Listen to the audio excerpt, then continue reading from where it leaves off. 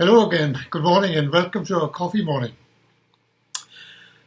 I suppose we've all got a special interest of some sort, something that occupies our thoughts and actions more than any other. It would not be unreasonable to find your life being guided and maybe deflected by these special interests. It would indeed be odd if this were not the case. We could therefore be excused for thinking that this is what it's all about. Now, this is a phrase or a cliche that we hear an awful lot. But what does it mean? What's the it? Like you and I have heard it applied to just about every topic under the sun. And I've begun to amuse myself with a growing list of things that it's all about. I've already started a subgroup of TTIAs specifically concerning celebrity cooks. My current favourite is the cook from Cornwall, who travels the world for us on the telly. One of his road trips, he drove his own Porsche instead of a noisy and rattly 4x4, sweeping through stunning scenery with the roof down. That's what it was all about then. In another programme, it was all about touring in a slightly Spartan camper van. For him, that was what it was all about then too.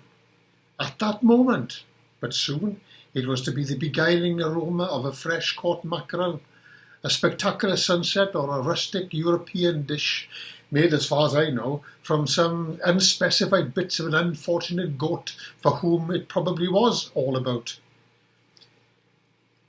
He's not alone in this, the cook that is, because many of those who share his calling are equally culpable. Now, I've no reason to doubt that at the moment they say it, they mean it. But they are quite happy to switch their rapture to something else seamlessly without making it clear that they have changed their minds. I think we can forgive them their apparent fickleness because I'm sure they don't expect us to take them seriously. The presenters of antique programmes, another of my subgroups, surely they can't expect us to believe that they consider that the outrageously high price that someone has just paid for a jug is what it's all about? Of course not. It's just the current shorthand expression that we find useful to describe or convey an experience that we would like to believe is how things could always be. A special time that encapsulates all that is good and desirable. I would agree unreservedly with anyone who expressed themselves in that fashion when they were fortunate enough to have enjoyed a particularly convivial time with friends and family, say, during the past festive season.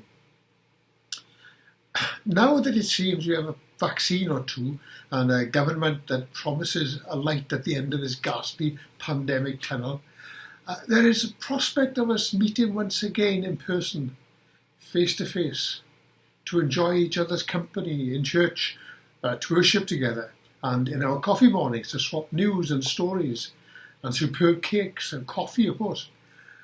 We'll have plenty to say, I'm sure. I, for one, can hardly wait. And that's my what's it all about for today. But, like you, I know that it's not really what it's all about. But until the real thing happens, it'll do for now. So, enjoy your coffee morning and don't forget to phone your friends.